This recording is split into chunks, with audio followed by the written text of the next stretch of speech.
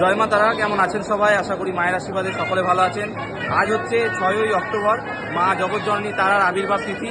আজকে অত্যন্ত ধুমধাম সহকারে তারাপীঠ মন্দিরে সমস্ত পুজো, দর্শন, সমস্ত কিছু আয়োজন করা হয়েছে। এই অপূর্ব দৃশ্যই আপনাদের সামনে তুলে ধরবো, আশা করছি আপনাদের ভালো লাগবে। আপনাদেরকে আজ জানাবো এই তিথির কিছু বিশেষ ইতিহাস, সাথে মা জগৎজননী তারার এক অপূর্ব দর্শন আপনাদেরকে করাবো এই ভিডিওর মাধ্যমে। আপনারা অন্তর ভরে মায়ের দর্শন করুন, কমেন্টের মাধ্যমে পৌঁছে দিন আপনার কামনা বাসনা মায়ের চরণে। বছরে একটি মাত্র দিন, যেদিন মা জগৎজননী তারা নিজের মূল মন্দির থেকে বাইরে বেরিয়ে আসেন, তা হচ্ছে শুক্লা চতুর্দশী। বণিক জয়দত্ত সদাগর এদিন স্বপ্নাদেশ পেয়ে মায়ের প্রথম পুজো প্রচলন করেছিলেন। সেই থেকেই এই বিশেষ তিথিকে আমরা মায়ের আবির্ভাব তিথি হিসেবে পালন করে থাকি। মায়ের এই পুজো তারা পুজো নামেও খ্যাত। সারা বছর আমরা মাকে উত্তর মুখে বিরাজমান থাকতে দেখি। আজকের এই বিশেষ তিথিতে মা পশ্চিম দিকে বিরাজমান থাকেন।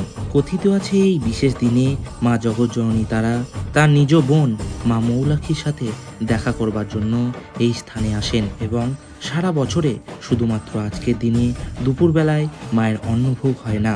লুচি, মিষ্টি, সুজি প্রভৃতি সেবায়েতগণদের বাড়ি থেকে আসে, সেগুলোই মা সারাদিনে গ্রহণ করে। সেই জন্য মায়ের সেবায়েতেরা এই দিন দুপুরবেলায় অন্ন গ্রহণ করেন না। এই বিশেষ দিনে মা তারা একটি পবিত্র স্থানে থেকে থাকেন, যাকে আমরা বিরাম মঞ্চ বলে থাকি। এবং আজকের এই বিশেষ দিনে মায়ের সকল ভক্ত মাকে জড়িয়ে ধরে প্রণাম করতে পারেন।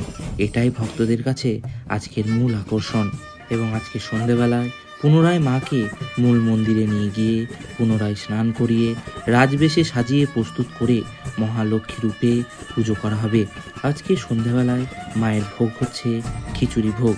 যেহেতু তারাপীঠ সিদ্ধপীঠ, সেই জন্য খিচুড়ির সাথে থাকবে মন্দিরে হওয়া বলির মাংস, 5 রকম ভাজা, শোল মাছ পোড়া, সাথে থাকবে কারণ সুরা।